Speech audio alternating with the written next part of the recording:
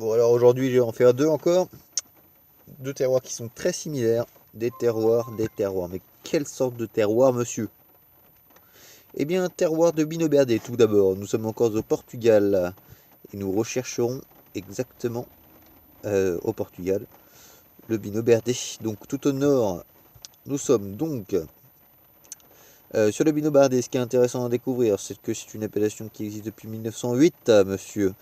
La plupart des vignes sont euh, en, en cordon Roya, mais alors un cordon Roya qui est environ de 2 mètres, c'est absolument énorme. Sinon, ils sont en arcure, mais alors un arcure absolument énorme, encore une fois. Ou alors, et l'arcure, ça leur permet de limiter leur vigne également, entre chaque vigne. Et, ou alors, des pergolas, mais alors des pergolas énormes encore, puisqu'on dirait on dirait de la décoration tellement que c'est long. C'est des pergolas qui peuvent faire à peu près 2 ou 3, 2,50 m. C'est vraiment, et c'est tout dans la démesure. Voilà. Donc il faut savoir qu'ils ont quand même un cépage qui est assez vigoureux, des cépages vigoureux, et puis énormément de pluie, puisqu'on a environ 1700 mm de pluie qui tombent par an. Donc c'est énorme. C'est énorme. Voilà, sinon, ce qui est intéressant à savoir, le Bino BRD, donc on en parle aussi bien du BRD pour ces vins qui sont de grosse acidité, que pour le Bino BRD dû au climat qui va donner des terroirs très fertiles et donc avec énormément de fleurs qui font notamment beaucoup penser à la Bretagne. On retrouve énormément de fleurs en commun avec la Bretagne notamment. Et puis on a toujours ses origines un peu celtiques sur toute la partie Galice et cette partie Portugal, Nord-Portugal. Alors, ensuite, ce que je voulais dire dessus, par rapport à cela. Donc on a trois districts, et c'est ça qui va être le plus important. On a trois districts qui vont donner trois styles de vin totalement différents. Alors on a le district le plus au nord qui s'appelle le Viana do Castelo. Donc le Viana do Castelo, c'est notamment celui qui est le plus proche des Rias Bassas, puisque c'est quasiment le même terroir que l'appellation, que la sous-appellation au Rosal. La seule différence, c'est qu'ils sont séparés par le Minho. C'est exactement ce qui fait la frontière entre le Portugal et l'Espagne au nord. Ensuite, donc là-dessus, c'est le seul district qui a le droit d'avoir de l'Alvarinho. Le reste n'a pas le droit d'avoir de l'Alvarinho en appellation Binoberde. On aura le district de Braga et on aura le district de Porto. Donc le district de Braga est principalement réputé pour son Loureira.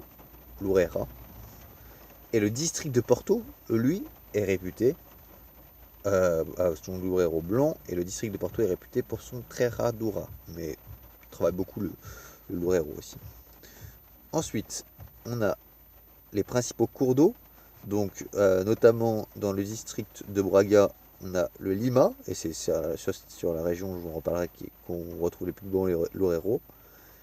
On aura le Douro, tout au nord, le Minho, je vous en ai parlé, qui fait la frontière au nord, pardon, le Douro au sud, le Minho qui fait la frontière au nord, et l'Ave, et le Cavado.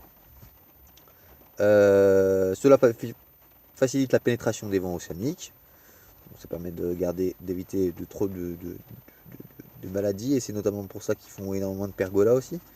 On reviendra dessus, notamment par rapport aux Royal Bassas, qui eux n'ont pas du tout de cordon Roya, sont uniquement sur des énormes pergolas.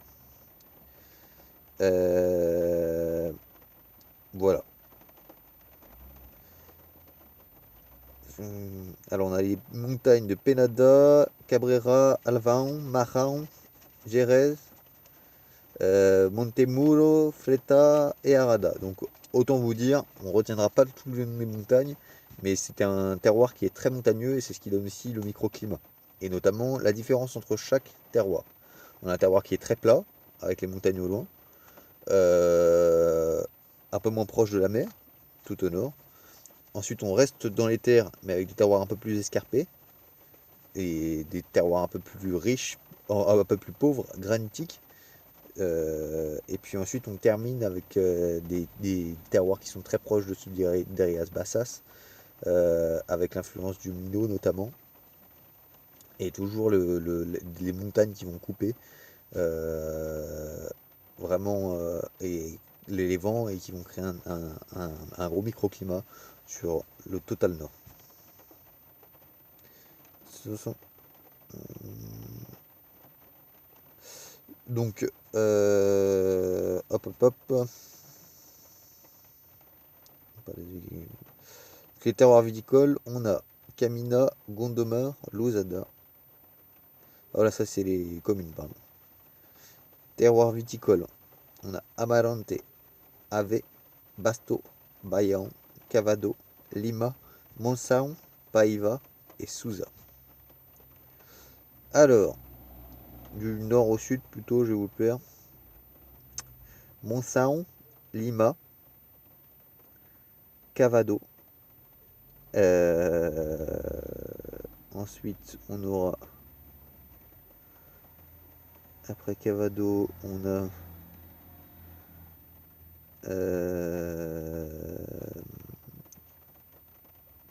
Paiva, si je ne me trompe pas. Ensuite, on a Souza, Amarante. Ah non. Alors, j'ai des conneries. Monsaon, Lima, Cavado. Oh, j'aurais pas à lire. Souza, Basto, Amarante, Bayan et Paiva. Voilà. Je suppose qu'au milieu, on doit avoir AV du coup. Et voilà. Donc moi, j'étais sur les terroirs de... j'étais totalement... J'étais sur les terroirs de Souzan, de Lima, Ponte de Lima notamment, et de Montsão. Non, d'ailleurs pas Souzan, j'étais sur les terroirs de AV, pardon. Et de Cavado. Voilà. Alors, au niveau cépage... Au niveau cépage... Alors, je vérifie juste. AV...